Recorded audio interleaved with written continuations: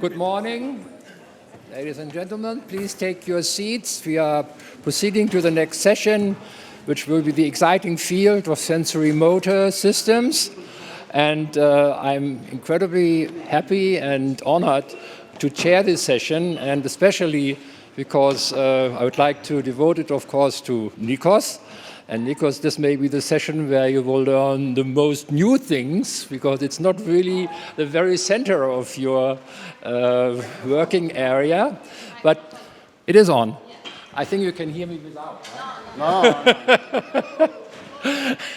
Anyhow, just a short anecdote to start.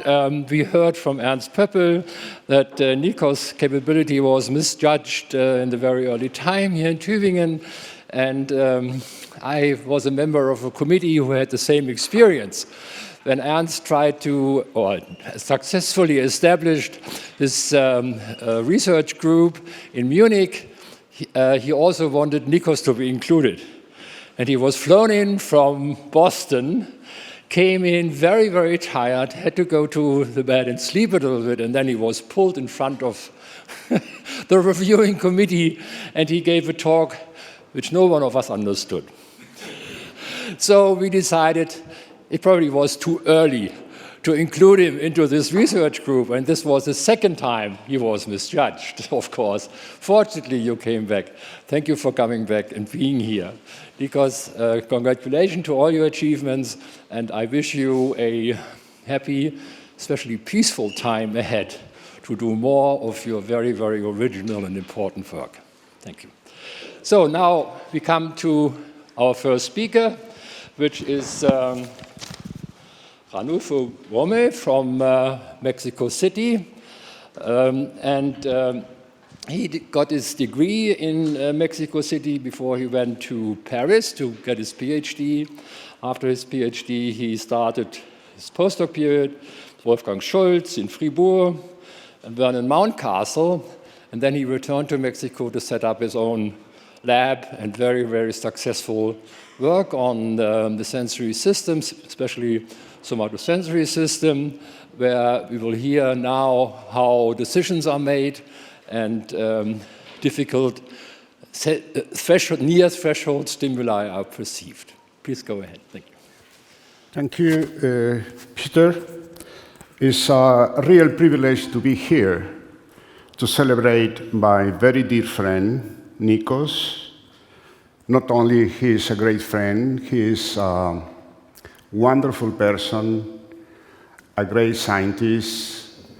I'm pretty sure there are many years ahead, and expect to have meetings like this with him, because it's a great opportunity for me and for many of us to meet and to talk again. I do not know any other community, at least the neuroscience community, who is really very nice, very friendly, very communicative, and feel at home right now. Nikos, I brought a special talk for you. For many years, I've been working on sensory discrimination using a vibrotactile discrimination task in which we went through across the whole cortex, trying to describe how a sensory stimulus transforms into working memory and decision-making. But in the mid-2000s, one student came to my laboratory and gave a monkey. Every time that a new student comes to the lab, I take a new monkey to train both the monkey and the student. And once I teach the minimal things to the student, I let him to do the training. But suddenly, this monkey couldn't make the discrimination task. The task is difficult because the monkey has to hold in working memory the first stimulus, a quantity of the stimulus, hold in working memory, and then make comparison against the second one. And a trick in this task is to be sure that the monkey is not categorizing either the first stimulus or the second one. So time passed, and I didn't know whether the monkey was a dumb monkey or whether the student was incapable in training this animal. And suddenly, as we do in science, we have a leading hypothesis, but we have many alternatives. So I decided to tell to my student, listen, Victor, why don't we try a very simple detection task? And he told me immediately that everything had already known about that. In fact, Vernon Mountcastle started detection in the early 70s and gave up because apparently he didn't find in the first neuron, and he shifted to the posterior parietal cortex, where he made a wonderful career. So I told Victor, why don't you go to the library? At that time, there were libraries, and check this. And he came to me and said, listen, effectively, there are very few things. There was, at the time, a paper by David Heger in the visual system in V1 using fMRI in a contrast detection task where he claimed that visual neurons, or the V1, was representing detection or not detection of the stimulus properties. So we immediately tried to set up this experiment, and the monkey did the task in almost a week, because he knew already the stimulator and the framework of the lab and everything. So, in the first part of my talk, I will introduce the task. I will take you by hand. I know you're not sleepy right now because you are fresh, and you should be able to follow me. And in the second part, I will simply tell you what neurons do in the cerebral cortex. And at the end of my talk, I will talk about a very unexpected result that we got in this task. So this is a cartoon of the monkey who sits in a monkey chair, and I work in the somatosensory system. I do not work in the visual system. And one important issue is to hold the forearm and the arm and make it that the monkey stays with the palm up with the fingers in such a way that you can stimulate the fingers in a very reliable manner from trial to trial. Of course, monkeys do not speak, and they use a key, a sensitive key, and a couple of push buttons to tell me what he's thinking about. So, at a given moment, the Prof teeth travels very fast from the air and touches the skin, and I want to believe that it activates cutaneous mechanoreceptors, Meissner corpuscles and Merkel's discs, which are, when they are activated, they produce a burst of activity that travel in the cutaneous nerves, go to the upper part of the spinal cord, then to the thalamus, and finally to the cerebral cortex. One important issue is that the monkey doesn't hear the stimulator and doesn't see the stimulator too. So I want to believe that everything that the monkey is going to do is simple, but the neuronal processes happening into the brain. So once the stimulator touches the skin, the monkey makes a rapid movement in about 250 milliseconds reaction time. This is a voluntary movement, because when the monkey doesn't want to make a movement, simply doesn't do, and that's it. So the question is, how does the cerebral cortex or the somatosensory cortex drive the motor and premotor network, produce a voluntary movement? I challenge you that if any of you can mechanistically explain to me how the voluntary action is produced I can tell you that you can get a Nobel Prize. In spite of this ignorance, I can't continue on this task because there are many interesting issues to reveal. So the monkey stays with holding the key. The stimulator is pressing the skin. It's a very gentle pressure on the skin, activating slowly adapting fibers and rapid adapting fibers. And after a delay period, there comes superimposed a sine wave that lasts 500 milliseconds in about 20 hertz fixed. This is a supra stimulus. It's a strong amplitude, about 24 microns for us. And we are sure that the monkey has to feel something that happens here. Then, after another delay, the stimulator stops and is still pressing the skin, and then goes up, and the monkey releases the key and presses this push button, always fixed, to tell me that something was present here. In other trials, there is the same sequence, but there is nothing.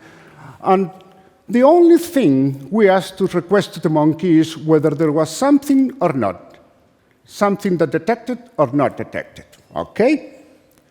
But this can be very difficult too, because in the stimulus present condition, you can have several trials in which the stimulus goes from 0 up to 30 microns.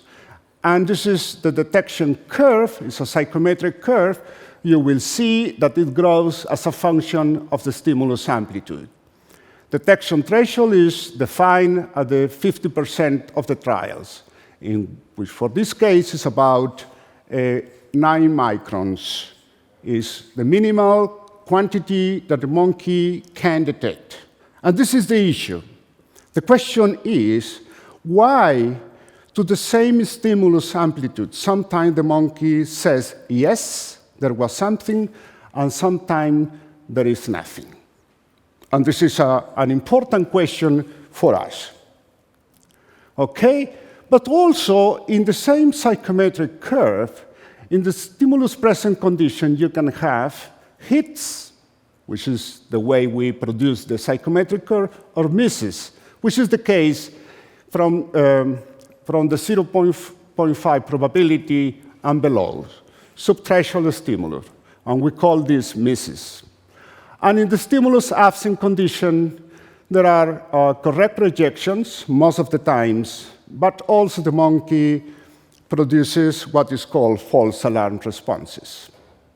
So the question now is whether we can go into the brain and get the neurons that fit into the psychometric curve and in the 4 responses associated to this task. Neuroanatomists have done a very nice job, of course. This is the monkey brain. The right hemisphere, left hemisphere, right eye is about here, right ear is here, the neck is here. And they have also the sulcus, as we do have. And this area is the territory where finger fifth is here, where we can map inputs coming from the fifth, from the fourth, the third, the second, and the first finger. Normally, we do work with the second, the third, fourth, and 5 fingers, especially in the fingertips. And the only thing we do is just simply to stick microelectrodes in the cerebral cortex, assuming that in the cerebral cortex, in the primary somatosensory cortex, the beginning of this process starts for the high-order processing in this task. And all what I have said, the whole animal, the whole setups, is a tiny patch of the skin, no more than 1 millimeter, where we activate the cutaneous mechanoreceptors, and certainly there are the fibers that innervate them, and then the fibers that enter into the spinal cord, the thalamus, and finally to the cerebral cortex, where in the case of D3 is here, we can go with our microelectrodes stick the microelectrodes as the monkey is doing the task. And this is what's happened. This is a typical quickly adapting neuron from the primary somatosensory cortex with a very well-defined small cutaneous receptive field in one of the fingertips. This is read from the left to the right. This is the beginning of the task. The proof touches the skin, and there is a burst of activity from the rapid adapting cells, and then it adapts. And this neuron responds as a function of the stimulus amplitude. Stronger responses to 34.6 microns, and then down. The gray lines, horizontal line, correspond to the hits, and the red one corresponds to the misses. You will see that around here, the monkey, almost 50% of the trials are misses and the other hits. And below, of course, subthreshold, they are almost treated as in the stimulus absent condition. But there are a percentage of trials in which the monkey does some false alarm responses. Now, the question is whether this activity has something to do with the monkey perception. And the way we can do is to model this activity by doing receiving operating curves, in which we simply use a criterion. In this case is 10 spikes. All spikes above 10 spikes are associated to detections, and those which are below 10 spikes are misses. And the decision rule is very simple. If the number of the spike is higher than the criterion, which is in this case 10, answer yes. If not, answer is the criterion is the responses are below this, answer no. So, with this, you can provide and get a neurometric curve, which is this, and be compared against the neurometric curve. You will see that the shape is almost similar to the psychometric performance. And this is something very interesting. How is possible that a neuron is capable of having a responsive profile very similar to the whole animal response? But the question here is, if we take those trials at the threshold level, which is 9 microns here, you will see that almost half of the trials, the monkey says, I detected something, and the other half, the monkey says, I did not detect. And with this, we can normalize the activity for hits and misses, and you will see that the responses are practically identical. These responses immediately tell you that eventually these responses might not be associated to perception of the stimulus. In the stimulus-absent conditions, correct reaction versus false alarm responses, you will see that there is almost nothing, except when you remove the stimulus from the skin. The neuron responds again, telling me that something happened. It's typical for a rapid adapting response. If you do choice probability just by taking the hit and misses, you will see that these responses do tell nothing about the choices made by the animal, press the push button, which means that eventually the responses have nothing to do with perception and decision-making in this task. Here, I want to point out that many people recently claim that with simply early sensory cortices, we can have detection, we can display a detection, discrimination, working memory, and even decision-making. And more, many colleagues claim that early sensory cortices are not sensory to their own modality, but they can also process some other modalities like acoustic information in the somatosensory cortex, or visual information, and if you go to the auditory cortex, tactile responses, visual responses, etc., etc. Now, here I made a very radical movement. And this is the way to teach students. So I didn't tell to the student that we were going to move to another area. And we moved to this part of the cerebral cortex. Primary somatosensory cortex is here.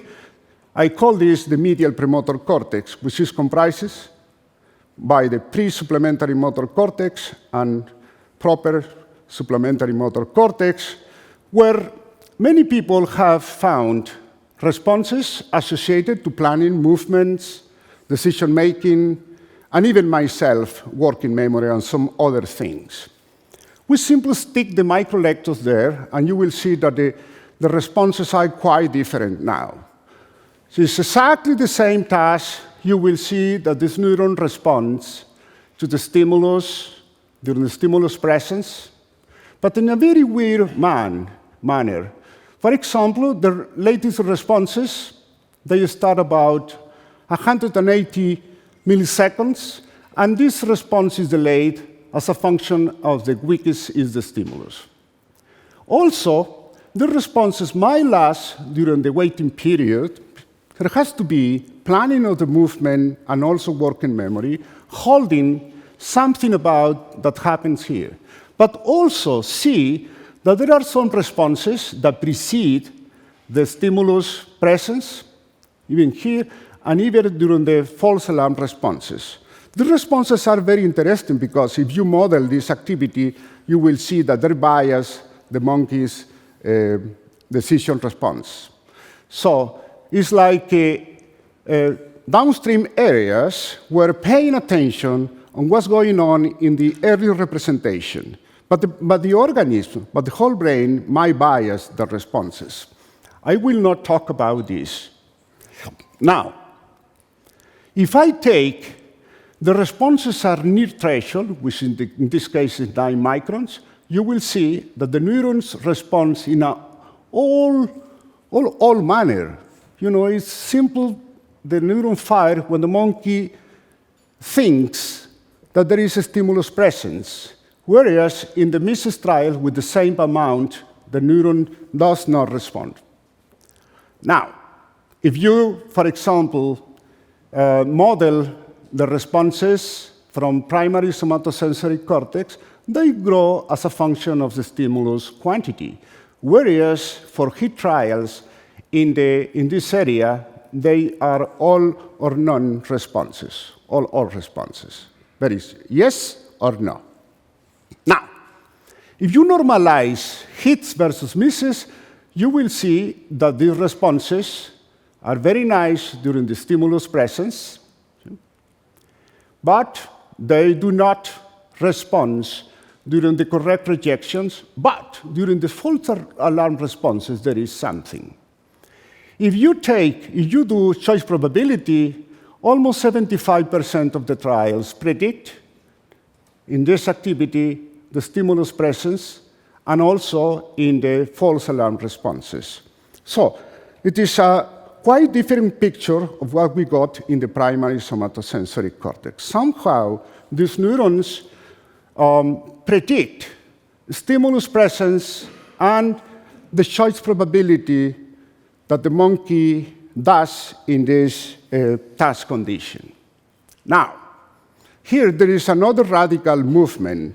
I had made previously microstimulation in primary somatosensory cortex, and of course, you can evoke a percept or induce a percept by just microstimulating a group of neurons in the primary somatosensory cortex. But I decided to do more or less the same in this area of the brain. And we did a very simple experiment. As the monkey was performing the natural task, the vibrotactile detection task, which is here in the blue dots, I injected very weak currents into the circuit. And you will see that the curve is pushed toward the left, indicating that the monkey became more sensitive. If this happens, that means that eventually you can mix mechanical trials versus electrical trials. So the monkey will never requested permit to the animal that we're going to do this. We simply mix trials, electrical trials, as a function of the stimulus amount for micron pairs that go from 0 to 15 micron pairs by injecting 20 hertz, which was the maximum, the frequency for the mechanical stimulus, and we mix them, and you will see that the two curves are more or less the same. I don't know whether we induce a percept, but the behavioral performance is practically similar.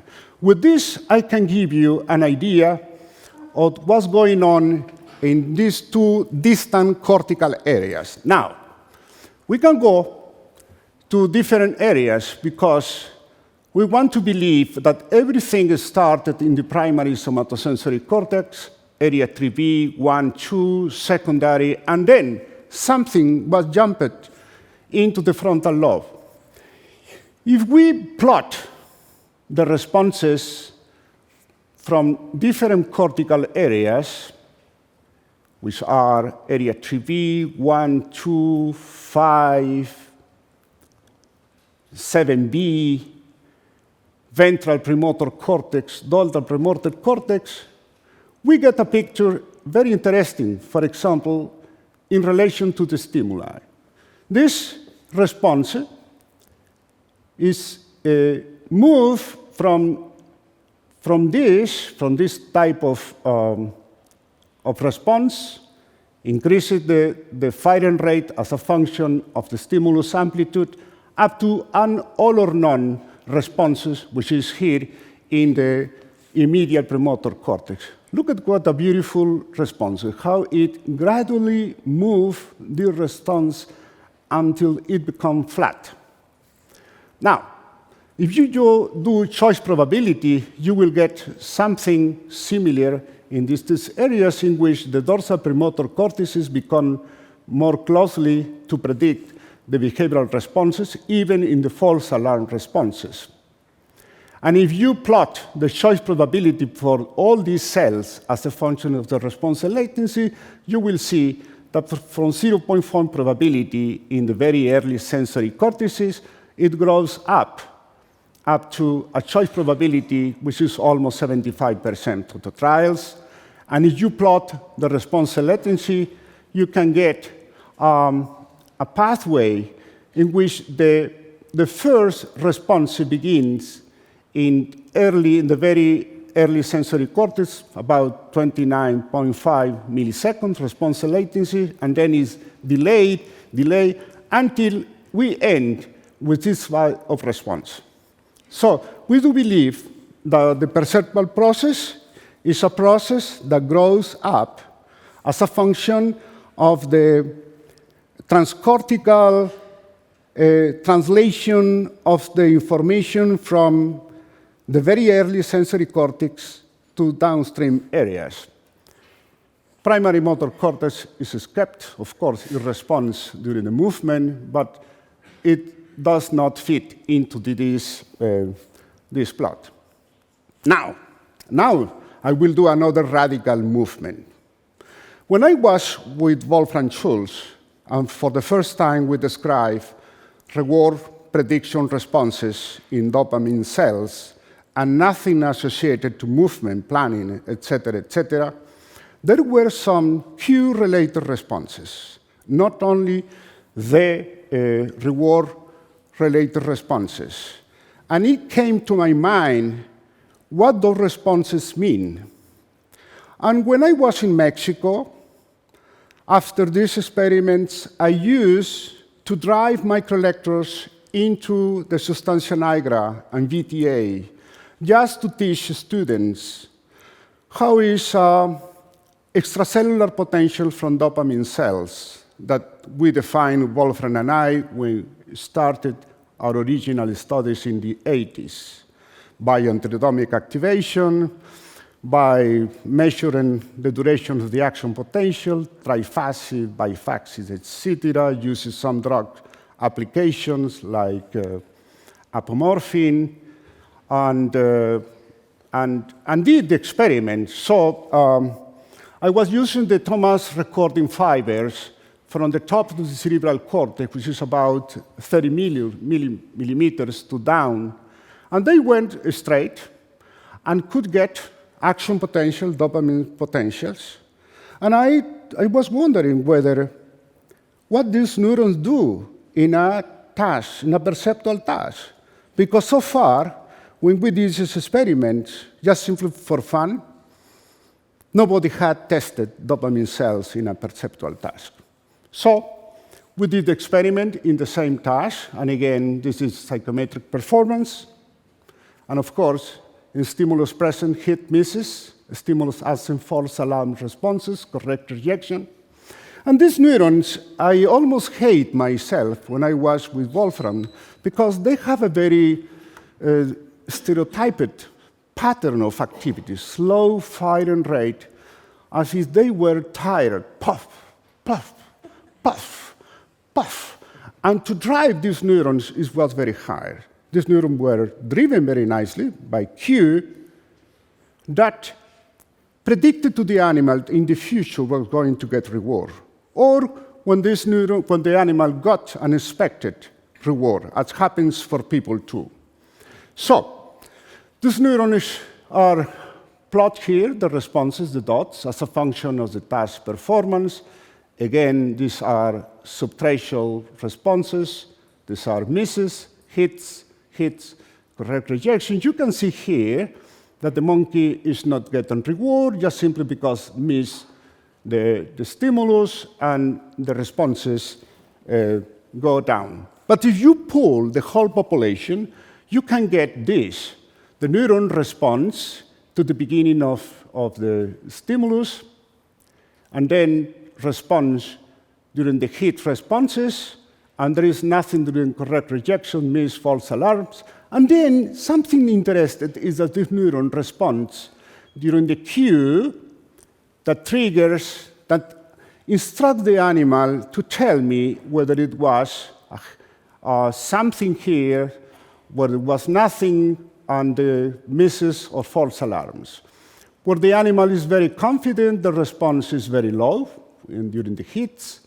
And when the monkey, during the correct rejection, the response is very high. Because the monkey is very uncertain whether we were not working at subtracial level. And of course, the reward prediction error here, responses during the hits and correct rejection, because the monkey is rewarded and non-rewarded in the two other conditions. Okay. One important issue is that these responses disappear when we struck the animal from the beginning that we were going to reward about here. So these responses just here, or these gradual responses during the QQ, almost disappear. So I wonder what happens here. And for this, we separated hits versus misses, and you will see that this dopamine neuron, the population of dopamine neuron responds during the hit responses correctly when the animal felt, was confident that there was a stimulus, and nothing during the miss trials. Look at during the waiting period, there is practically nothing. Many people think that this neuron might be associated to planning, motor responses, working memory, etc., but somebody had to do experiments sometime. Now, something interesting happens. If you model the response during the hit trials as a function of the stimulus quantity, these neurons increases linearly its firing rate as a function of the stimulus quantity. But the importance of this is that these neurons do not respond during the same condition when the animal misses the trials. In other words, apparently these responses, these dopamine responses, is represented the subjective magnitude of the perception, not about the stimulus, because the stimulus is still here. It's simply that the monkey didn't get it. So this is an important issue that eventually dopamine cells are associated to perception and signaling, particularly the subjective magnitude of the percept, not the stimulus quantity, as it happens in the primary somatosensory cortex, or as it happens in the premotor cortices and even secondary somatosensory cortex, which are telling about the decision process. Now, if we pay attention now to this part of the dopamine response, you will see that it has a decreasing activity as a function of the stimulus quantity. These are the hit responses, and the false alarm responses are very strong, and they decrease as a function of the certitude of the animal, because the animal is more confident here that these stimuli are practically supratracheal for the animal.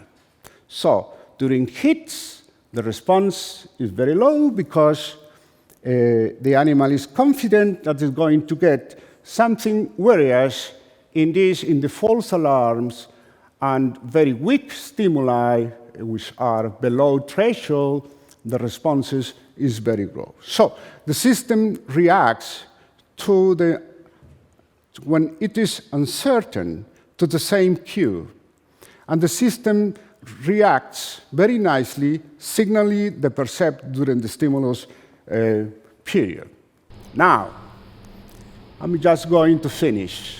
What happened in the primary somatosensory cortex, where I think is the entry of the information, the representation of the stimulus metric. The population start responded very nicely, and is practically the whole population is phase locked to the sine wave. The response starts about between 25, 29 milliseconds, whereas those responses in the medial premotor cortex, which are associated with some components of the perception and decision-making, they are delayed. They start responding about 150 milliseconds. But look at what dopamine neurons do. They do practically almost at the same time as those do in the medial premotor cortex. I cannot claim that this response comes from the medial premotor cortex down and ignites dopamine, and I want to believe that it inundates of dopamine the frontal lobe for the many processes required for many cognitive functions during decision making. So I'm thinking that eventually the responses from these dopamine responses might be part of an evolutionary mechanism, which can be comparable across species. For example, I don't believe that these responses might be occurring in the rat. I do believe that maybe the responses might be even different in humans, but the simple reason that high areas eventually might be used in this system at the service to ignite higher order processing, like decision-making, perception, and eventually some other functions of the brain. So Nikos, this is what I brought for you. When I published the material from dopamine cell, I thought that it was going to be a big reaction, because that was the first time that the cells were tested rigorously with psychophysical tests, a perceptual task, very simple one, but nobody paid attention. Up to yesterday, Dai Wims sent to me a beautiful paper in which he microstimulated VTA in animals, in subjects in which he delivered weak stimuli, subthreshold stimuli, and he observed that this microstimulation or VTA neurons, dopamine cells, increases the gain. So, please, dopamine cells are not only associated to reward prediction, they do some other functions. And I urge the neuroscience community to pay attention. Please, don't go with the same wave. Don't go to upload the same results. Question, try to do something else. Challenge the system with some other test. This is what I wanted to say, and thank you so much. There are many students involved, Euridia Basket, who in the same task inquire about the somatosensory thalamus and the relation with the somatosensory cortex, where we're doing single pair of neuron recorded simultaneously with the same receptive field and trying to fix an old problem, how information flows from one side to the other. It's taken by granted, of course, that somatosensory thalamus, or the visual thalamus, has to feed information to the visual cortex in the case of the geniculate, and the somatosensory thalamus to the primary somatosensory cortex. But please, tell me how it is. Don't take by granted this. And by doing this, we have discovered some interesting things. That it's very hard, for example, to find out feedback communication from the other cell, from the primary somatosensory cortex back to the BPL cells. So you have to invoke some other nuclei in the thalamus that might regulate that information. But when the monkey does correct responses in this task, the two systems become synchronized, and we don't know from where it comes. So, thank you so much.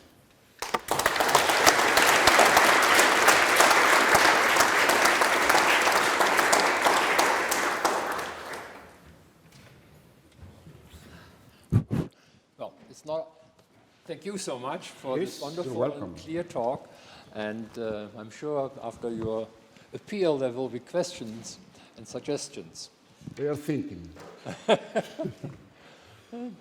So, in your latency figure, the latency from area to area, the distance, okay, the change in latency from area to area was much longer than one would expect from the conduction times. So what do you think happens in between? Are there ways around it? There's no direct projections, or what makes these additional, sometimes 100 milliseconds We latency? cannot measure velocity conduction. We are simple stick the microelectrodes. It's a big problem. And we know, for example, from 3V goes to 1, and from 3V and 1 goes to 2, and then secondary somatosensory cortex. And then the most posterior parietal areas, 5, 7B. And then we know a little bit about the connectivity from the posterior parietal cortex up to the frontal lobe areas. The only thing I can say is that the latencies are different. The metrics, the coding of the metrics is gradually transformed from the beginning up to the perceptual process.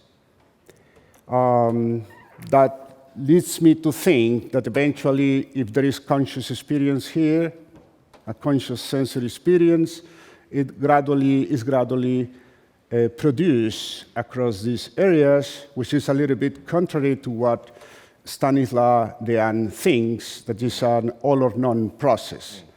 Of course, at the end, it's an all or none process, but it requires some subsequent little by little process across areas. Hi, Ranulfo. Can I ask him over here? I have no place else. Please tell me where you are. Ah, okay. Ranulfo, thank you. Thank you. Thank you. Thank you for this clear thing. I wanted to actually literally get you to just, I don't know, it's a little bit of just speculation as you did at the end, but it's about the methods. I think you and I live in a world where these very clear, thoughtful measures that you've made, a single unit at a time, make a lot of sense. And I find myself routinely at meetings where people are explaining to me how I really should only be thinking about thousands of neurons at a time, tens of thousands of neurons at a time, and the relative responses amongst all of them. And I wonder what types of tasks and what types of, why do you think this works so nicely in the psychophysical case? And should we continue pushing in this way? Or do you think there's a lot more to be gained by looking at large numbers of active neurons all at once in these areas? I just wanted to get you to speculate about this. Yes, well, I do believe that task designs are such an important thing. It's like if all of us has a territory for doing mathematics, but if you and I do not know mathematics, when mathematical test is in front of you, that area will not be ignited. So it will be ignited in the mathematician. So I do think that when these monkeys come to the lab, they, of course, have detection. They do weird things. But they are like if your brain were taken into the faculty of medicine to become a physician. So when you enter to the faculty of medicine, you know nothing, but your network is trained to become physician in such a way that when you have a problem in front of you, a medical problem, your network is ignited. And all knowledge, all information and knowledge is up.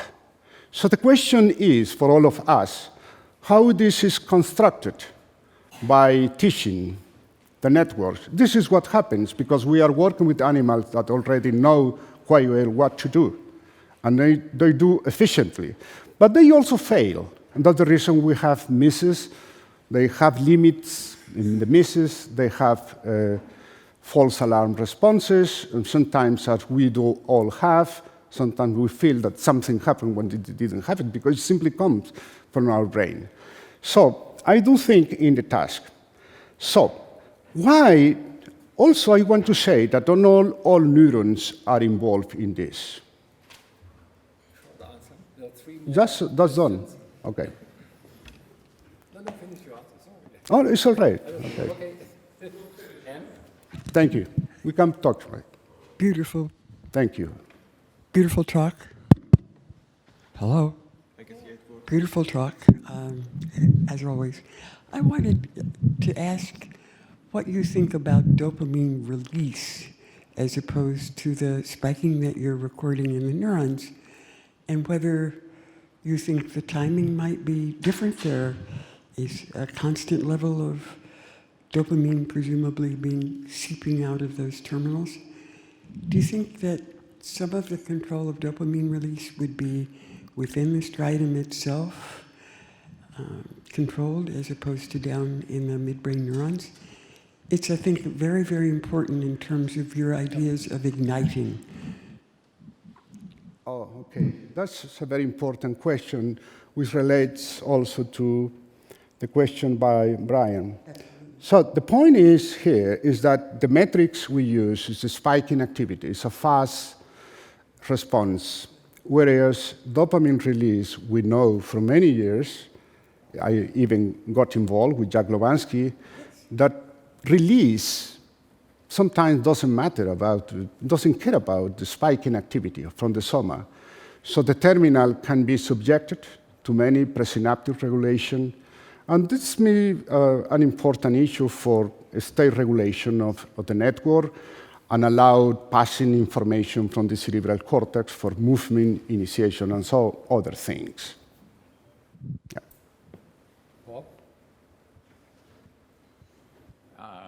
Beautiful laying out of a very Thank you. Interesting circuit. I was wondering, they're all sort of lined up by latency. Would it be useful to do some interruption experiments, or would that be profitable to essentially cut some of those by inactivating them and seeing how that affects the disease. Yes, of course. I had been requested for many years to do manipulations of the system. But I am very reluctant to that because we spend a lot of time trying to have a picture. And to me, it's so important to have a picture across areas, across cortical areas and subcortical structures. The only can tell you is that I done some accidents in the laboratory. For example, if you damage primary somatosensory cortex, that's the end of the task, unless you use another finger. Very tiny lesions.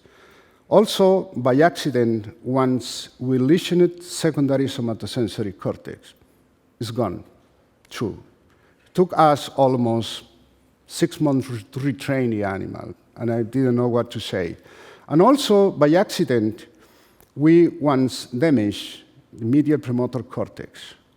And the effects lasted about, the monkey couldn't do the task, I don't know why, of course. I wanted to believe that something was happening there for about 3 or 4 weeks until the animal regained, because the other area was still active. So this is the only thing I can tell you.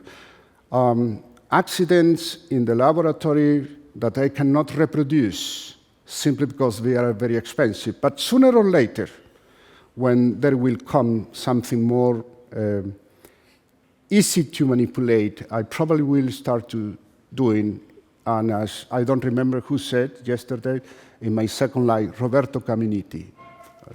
Yes, you said. Next life? You said that in the next year. Next life, I will. Next and last question, please. Well, in the 50% threshold, I mean, it seemed that in the medial premotor cortex, but also in the VTA, you get an all or none response. No, in the MPC is all none. In the